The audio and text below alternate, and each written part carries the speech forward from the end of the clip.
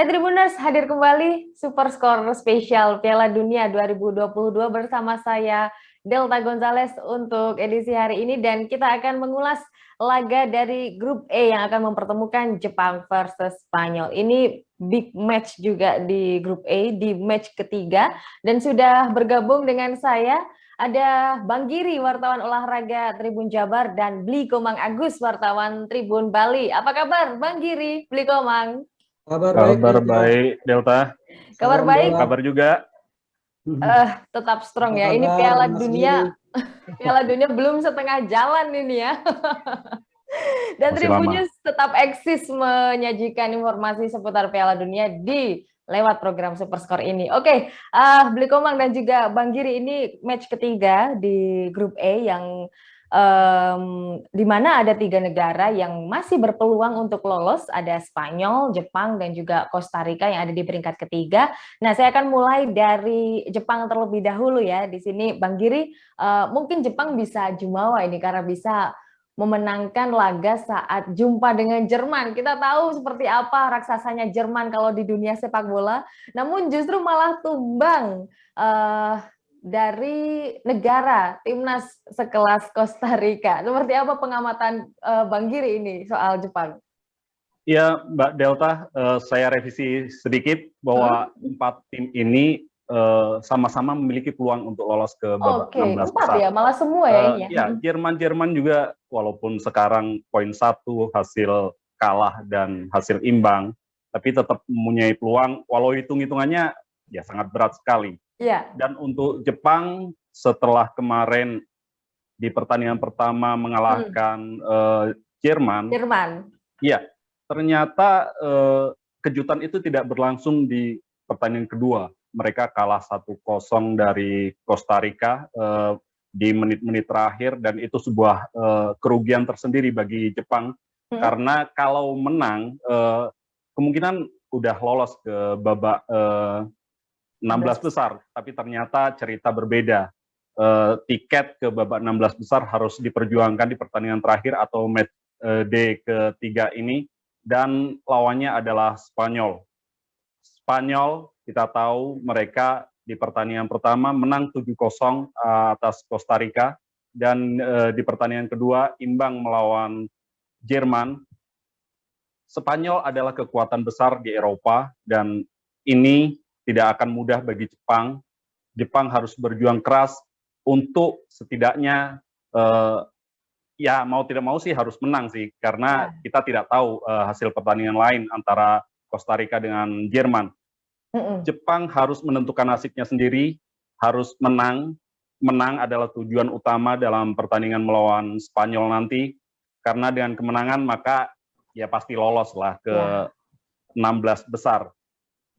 Tidak tergantung dengan pertandingan antara Jerman dan Costa Rica. Ya, dan di grup E ini sekarang Spanyol ada di peringkat pertama dengan 4 poin, kemudian disusul Jepang yang masih memiliki 3 poin. Ini modal yang cukup besar ini, dan juga Costa Rica juga 3 poin, sementara Jerman terperosok di peringkat terbawah dengan 1 poin saja. Nah, itu soal Jepang yang memang mungkin saat bisa mengalahkan Jerman itu bisa menjadi, wah kita Jerman aja bisa ngalahin, apalagi Spanyol ya, mungkin juga bisa kita nahan imbang pun juga mungkin bisa di sini. Semangatnya Jerman, semangatnya Jepang kan kita tahu seperti apa. Nah, lantas Bli Komang, ini Spanyol menjadi apa ya? Mungkin menjadi yang paling mengejutkan ya. Kita mengejutkan dari segi skornya.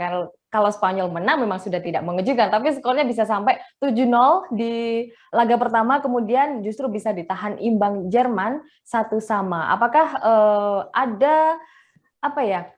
Tren positif yang akan bisa dicapai oleh Spanyol di match ketiga, atau mungkin pengamatan Bli Komang di match pertama sama match kedua seperti apa ini? Ya, Delta, Spanyol kalau saya lihat di laga pertama memang bermain sangat nyaman ya, sehingga mereka bisa menampilkan gaya permainan ciri khasnya ya, dengan penguasaan bolanya, ya dengan gaya tiki-takanya yang kita kenal Spanyol. Dan ini disempurnakan dengan finishing touch-nya yang sangat sempurna ya, sehingga bisa mencetak 7 gol. Jadi permainan Spanyol waktu lawan Costa Rica benar-benar mengalir dari belakang, tengah, dan depan. gol demi gol pun akhirnya mengalir dengan mudah. Meskipun Costa Rica kita tahu punya kiper sekelas Navas ya, tapi tetap juga tidak bisa membendung derasnya serangan dari Spanyol. Namun situasi berbeda di laga kedua ketika menghadapi Jerman. Seperti yang sudah kita prediksi sebelumnya, Delta, bahwa Spanyol bakal menghadapi tantangan berat ketika menghadapi Jerman, karena kita tahu Jerman merupakan salah satu tim kuat di Eropa meskipun sebelumnya sempat kalah dari Jepang. Dan kita lihat sendiri dan terbukti bahwa Jerman mampu memberi perlawanan ketat kepada Spanyol di laga kedua, bahkan mampu memberikan tekanan yang luar biasa, sehingga Spanyol terlihat tidak terlalu bisa bermain enjoy lagi di laga kedua ini melawan Jerman. Tidak bisa bermain nyaman seperti ketika melawan Costa Rica, sehingga mereka kesulitan untuk bisa mencetak gol. Bahkan gol baru bisa tercipta di babak kedua ya, lewat Alvaro Morata yang merupakan pemain pengganti. Kemudian Jerman akhirnya juga bisa mampu menyamakan kedudukan menjadi 1-1. Jadi memang situasinya berbeda ketika menghadapi Costa Rica maupun menghadapi Jerman, dan tentu di pertandingan ketiga menghadapi Jepang rasanya Spanyol punya kesempatan untuk kembali bisa menampilkan permainan terbaiknya dengan ciri khasnya, karena kita tahu tentu semua orang sudah mafhum juga bahwa Spanyol punya kualitas lebih baik dari Jepang. Ya. Ya, kalau dari segi pemain memang lebih di atas kualitasnya daripada timnas Jepang, dan di sini Blikomang Spanyol memang sudah diuntungkan dengan selisih gol yang cukup banyak, namun juga tetap butuh menang dalam laga versus Jepang ini. Nah, mungkin ada yang perlu diwaspadai dari kubu Spanyol saat bertemu dengan Jepang, karena Jepang juga barangkali ada kejutan-kejutan yang dia lakukan seperti saat dia menundukkan Jerman. Ya, di match ketiga ini melawan Jepang, Spanyol tentunya berada di atas angin ya. Mereka sekali lagi unggul secara kualitas pemain, kualitas tim, pengalaman di Piala Dunia maupun ajang internasional dari Jepang ya, jauh unggul segalanya. Saya kira Spanyol tentu akan tetap menurunkan kekuatan terbaiknya ya untuk meraih kemenangan guna memastikan juara grup. Sebenarnya seri pun dia sudah cukup untuk lolos ya bagi Spanyol, tapi saya kira Spanyol juga akan tetap berusaha mengincar kemenangan untuk menjaga tren positifnya untuk memastikan juara grup ya. Tentu mereka tidak mau mengambil risiko juga, meskipun hasil seri sudah cukup bagi dia untuk bisa lolos ke babak 16 besar. Dan apabila seri, tentu ini juga berisiko bagi Spanyol, karena bisa jadi dia hanya finish sebagai runner up grup nanti di grup E ini. Jadi bakal bertemu juara grup dari grup F, tentu di 16 besar menghadapi tantangan lebih berat di 16 besar. Karena itu saya kira Spanyol juga akan tampil tetap dengan gaya khasnya untuk bisa meraih kemenangan atas Jepang untuk bisa memastikan juara grup. Nah, yang perlu diperhatikan dari Jepang tentu semangat pemain-pemain Jepang, daya juang mereka, tentu ini perlu diwaspadai oleh Spanyol. Mungkin secara kualitas mereka kalah dari Spanyol, tapi mereka punya daya juang, punya semangat, dan juga pemainnya cepat-cepat ya, jadi punya speed.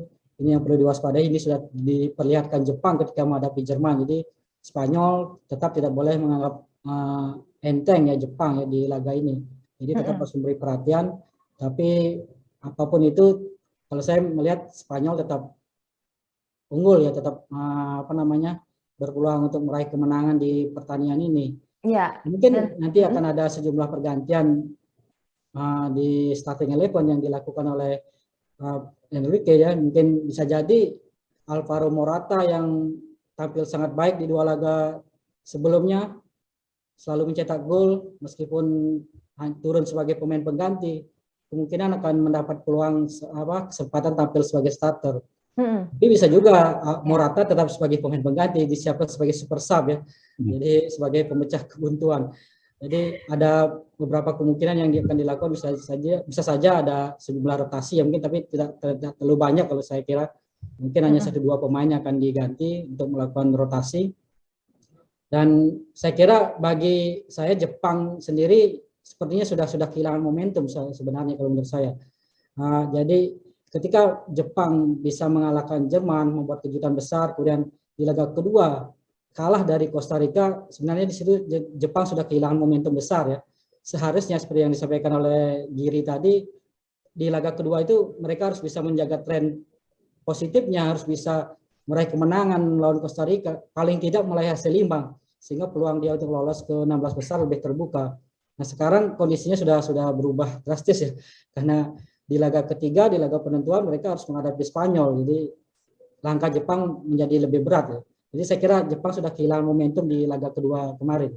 Ya, jadi di sini di match kedua ini setidaknya harusnya bisa dimaksimalkan oleh masing-masing timnas, karena biasanya match kedua ini akan sangat menentukan kelolosan di 16 besar. Nah ini udah sampai match ketiga, mau tidak mau apapun hasilnya memang harus pasrah. Dan Bang Giri tadi udah disinggung nih sama Blikomang kalau Jepang sudah kehilangan momentum. Apakah Jepang maksud saya bisa mengimbangi Spanyol nanti atau seperti apa? Bahkan di sini mungkin Spanyol akan tampil lebih maksimal dan tidak memakai pemain lapis kedua. Ini akan sangat riskan bagi Luis Enrique untuk memasang pemain lapis kedua di Spanyol. Iya, Jepang seperti yang dibilang Blikomang mungkin memang kehilangan momentum lah ya. Setelah menang melawan tim sekelas Jerman, tapi kemudian melawan Costa Rica kalah di gol menit-menit terakhir. Itu sebuah kesalahan yang ya, tapi tidak boleh terus berlarut-larut menjelang pertandingan melawan Spanyol ini. Kita tahu Spanyol adalah kekuatan besar Eropa, dan ini mau tidak mau Jepang harus mengambilnya. Apapun bentuknya, usahanya, Jepang harus bekerja keras untuk ya kalau tidak menang ya minimal imbang, dan tim lain antara Costa Rica dengan Jerman tidak ada pemenang mungkin, dan nanti ada hitung-hitungannya di klasemen sementara. Dan yang menjadi beban bagi Jepang adalah tren di Piala Dunia. Seperti kita ketahui bahwa di Piala Dunia 98 mereka penyisihan grup, kemudian selanjutnya di babak 16 besar, dan terakhir yang di Rusia itu mereka masuk babak 16 besar. Apakah siklus 16 besar penyisihan 16 besar penyisihan itu berlanjut pada Piala Dunia 2022 di Qatar ini? Kita tunggu saja, tapi yang pasti Jepang tidak akan mengulangi kesalahan seperti yang dilakukan Costa Rica ketika melawan Spanyol. Kalah 7-0 itu adalah sejauh ini adalah skor yang terbesar, dan Jepang walaupun kemarin kalah Costa Rica, mereka tidak akan mengulangi kesalahan Costa Rica ketika melawan Spanyol. Dan kecepatan pemain mereka bisa diandalkan. Mereka ketika melawan tim-tim sebelumnya, melawan Costa Rica misalkan, mereka memiliki jumlah tembakan yang sangat banyak. Ada 13, dan tembakan ke arah gawang itu ada 3. Tapi ternyata dari jumlah usaha yang seperti itu, tidak ada satupun gol yang tercipta. Maka dari itu ketika melawan Spanyol, Jepang harus bisa memaksimalkan setiap peluang. Tidak setiap peluang, tapi ya masa 13 peluang, tembakan, tidak ada gol satupun ke gawang Costa Rica. Maka hal itu tidak boleh terjadi ketika melawan Spanyol. Walaupun lini belakang juga harus konsentrasi penuh mengawal lini pertahanan Spanyol yang kita tahu di sana ada pemain-pemain hebat seperti yang dibilang Blikomang tadi, ada Alvaro Morata, walaupun datang dari bench, dia bisa menjadi pembeda.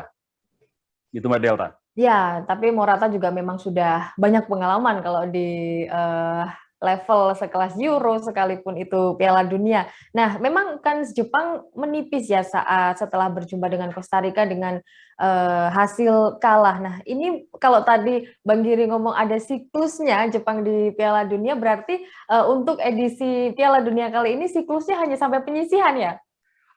Kalau menurut siklus itu iya. Iya. Tapi sebagai sesama Asia lah, kita punya semangat Asia. Kita berharap Jepang bisa melaju lebih jauh. Iya.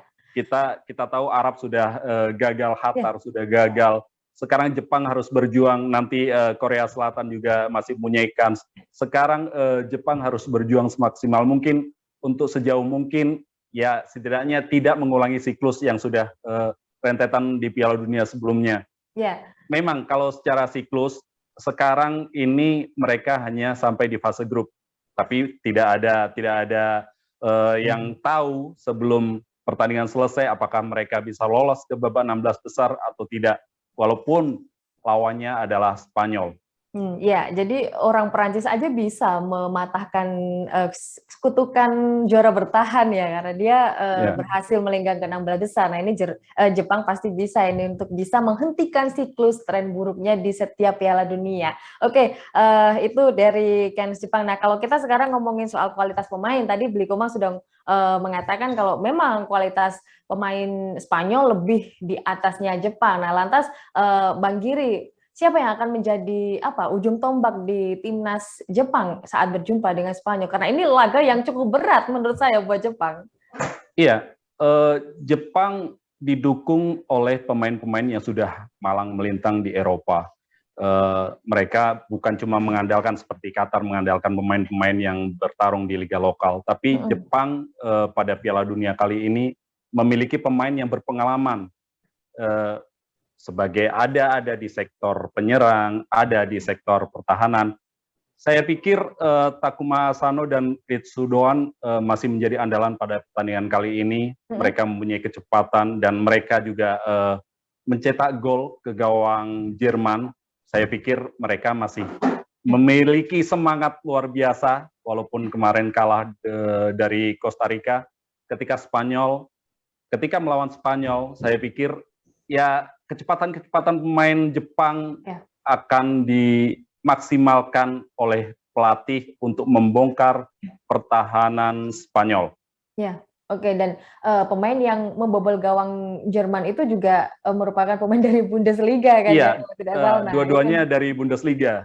Ya, itu nilai plus yang dimiliki oleh skuad Jepang. Lantas, Bli Komang, Spanyol yang memang pemainnya sudah di atas rata-rata, kualitasnya sudah di atas Jepang ini, yang menurut saya memang skuad dari Spanyol sendiri memang sudah cukup merata dari usia, tua dan juga muda. Nah, menurut Bli Komang seperti apa pemain-pemain Spanyol ini?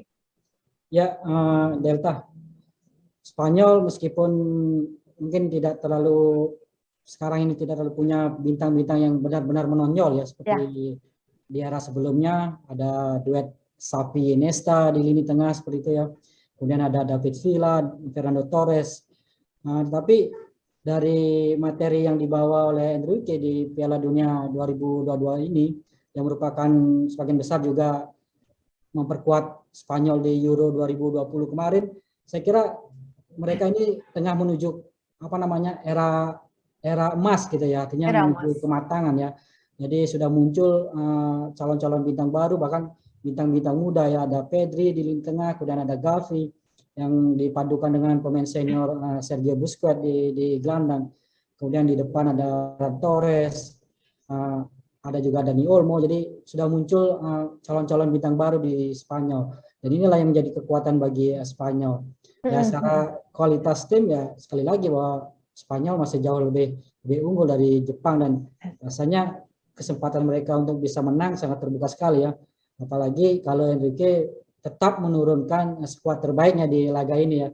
Tidak seperti halnya Prancis yang tadi malam yang menurunkan pemain lapis dua semua yang dikeluarkan. Keduanya ya, nyaris 11 pemain yang diganti semua oleh Didier Deschamps sehingga terjadi sedikit kejutan di mana Prancis akhirnya harus kalah dengan skor 1-0. Tapi saya kira di laga ini Enrique mungkin tidak akan banyak melakukan perombakan ya.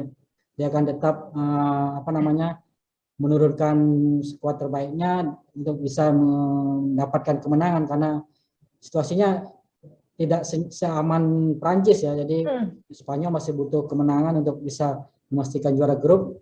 Ya paling pahit-pahitnya seri gitulah artinya. Untuk bisa mengunci juara grup.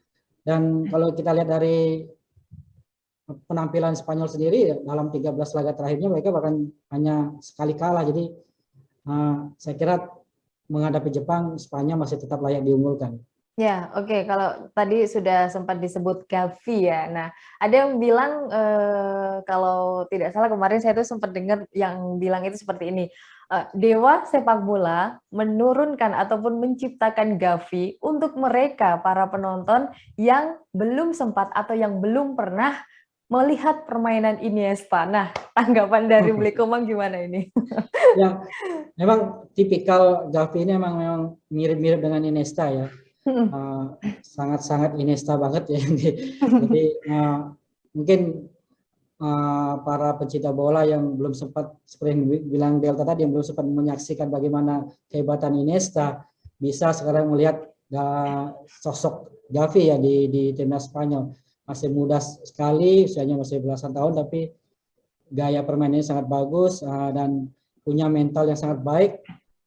Di usia yang masih muda dia tampil sangat percaya diri ya, menjadi starter di timnas Spanyol dan tampil di Piala Dunia ini. Bahkan sudah mencetak 1 gol ya kemarin ya, ketika menghadapi di laga pertama menghadapi Costa Rica. Saya kira duet Pedri dan Gavi ini bisa menjadi semacam apa ya, penerus atau jelmaan dari duet Xavi Iniesta di Spanyol. Oke, Gavi dan Pedri menjadi masa depan Spanyol ya, masa depan sepak bola Spanyol modern dari sekarang. Nah, lantas Bang Giri tadi Gavi bisa disebut sebagai pemain kunci di lini tengahnya Spanyol. Nah, lantas apa sih yang perlu dilakukan ataupun langkah apa untuk mengantisipasi pergerakan dari Gavi dari kubu Jepang? Ya, saya pikir pelatih sudah memiliki jurus-jurus untuk meredam bahwa kekalahan seperti yang dialami Costa Rica tidak akan terjadi pada pertandingan kali ini. Lini belakang harus lebih disiplin, tidak boleh lengah seperti ketika melawan Costa Rica di menit-menit menjelang pertandingan selesai ternyata ada gol yang berujung kekalahan. Karena kalau lengah, maka hukuman pasti akan didapat dari Spanyol yang kita tahu memiliki skuad yang sangat lengkap dari belakang, tengah, sampai depan. Mereka memiliki pemain-pemain yang sangat mumpuni untuk menghukum siapapun lawannya. Yang pertama Costa Rica sudah, yang kedua walaupun 1-1 dengan Jerman, dan yang terakhir tentu mereka seperti yang dibilang Bli Komang, mereka dalam posisi tidak seperti Prancis yang udah lolos dan kemudian mengubah hampir semua starting 11-nya yang akhirnya malah kalah 1-0 dari Tunisia. Nah, Spanyol tidak akan melakukan itu memang, maka dari itu segala daya upaya harus dilakukan oleh Jepang pada pertandingan ini, tidak boleh lengah di lini belakang agar tidak ada hukuman ke gawang Jepang yang kipernya sudah berjuang keras dalam pertandingan sebelumnya, sudah membuktikan diri bahwa tembok tebal ada di kiper, tapi kalau tidak didukung oleh lini pertahanan yang kuat juga akan sia-sia. Ya, oke. Jadi ini ujian berat untuk Jepang di match ketiga ini, meskipun juga bisa mengeluarkan banyak kejutan. Kita tahu dulu kemarin Iran, Australia juga hampir tidak bisa. Iran sudah bisa memastikan untuk lolos. Ini hampir ya. Australia sudah cukup bisa memastikan untuk lolos juga. Nyatanya yang Iran ini akhirnya juga gagal, tidak lolos. Nah, ini kita tidak tahu seperti apa hasil dari Jepang dan Spanyol, meskipun Spanyol lebih diunggulkan. Nah, lantas prediksi skornya berapa ini, Bli Komang? Ya, terima kasih Delta. Sedikit mungkin melanjutkan tadi pernyataan Delta ya, bagaimana nasib tim-tim Asia ini ya. Jadi memang menarik karena kita sebagai warga Asia. Jadi karena timnas Indonesia nggak lolos, jadi kita menjadi warga Asia. Belum. Tim Asia ya. Jadi menarik memang Iran sempat memiliki peluang untuk lolos ya. Setelah meraih kemenangan 1-0 atau lolos, dan meskipun di laga pertama kalah dari Inggris ya, kalah telak, tapi sayang sekali peluang besar yang sudah di depan mata akhirnya lenyap ketika kalah 1-0 dari Amerika Serikat ya, padahal mereka hanya membutuhkan hasil imbang. Kemudian Arab Saudi yang di laga pertama juga membuat kejutan besar, bahkan sangat-sangat besar ya, mematahkan rekor Argentina, menjadi tim Asia pertama yang bisa mengalahkan Argentina. Nyatanya juga akhirnya tersingkir. Setelah di 2 laga berikutnya mereka tidak bisa menjaga performanya, kalah di 2 laga berikutnya, sehingga akhirnya juga tersingkir. Nah, saya khawatir ini terus terang Jepang bisa bernasib sama seperti Iran maupun Arab Saudi ini. Jadi sempat membuat kejutan di laga pertama dengan mengalahkan Jerman, kemudian kalah di laga kedua menghadapi Costa Rica, dan sepertinya akan kalah lagi melawan Spanyol dari seperti itu. Jadi nasibnya kira-kira akan sama seperti Iran maupun Arab Saudi. Kalau Qatar oke lah, itu karena hanya sebenarnya tim penggembira ya, ya memang tidak bisa diharapkan jadi kalah 3 kali ya.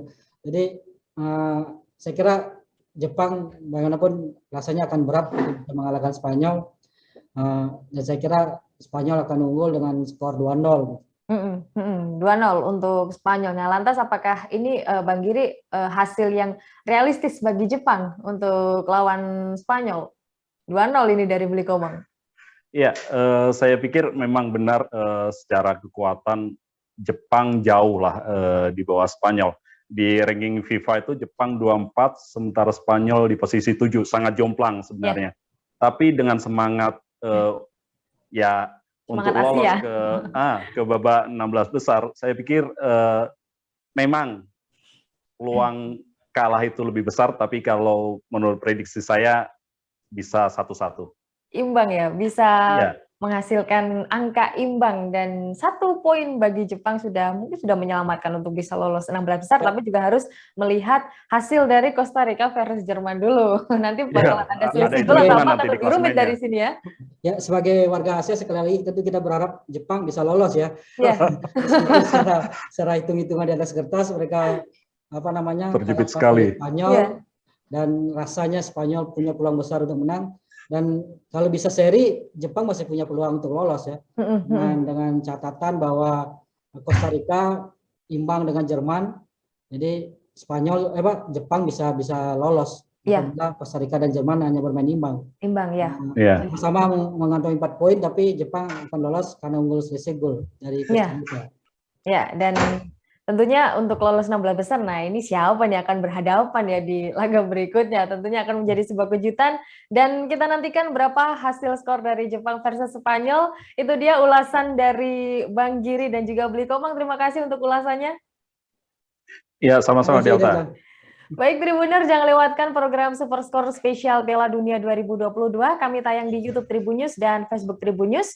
Tayang setiap hari selama gelaran Piala Dunia 1 jam jelang pertandingan. Saya Delta Gonzales, sampai jumpa di ulasan berikutnya.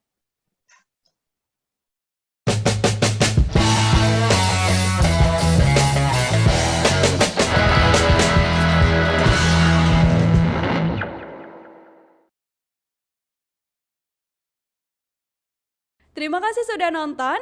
Jangan lupa like, subscribe, dan share ya.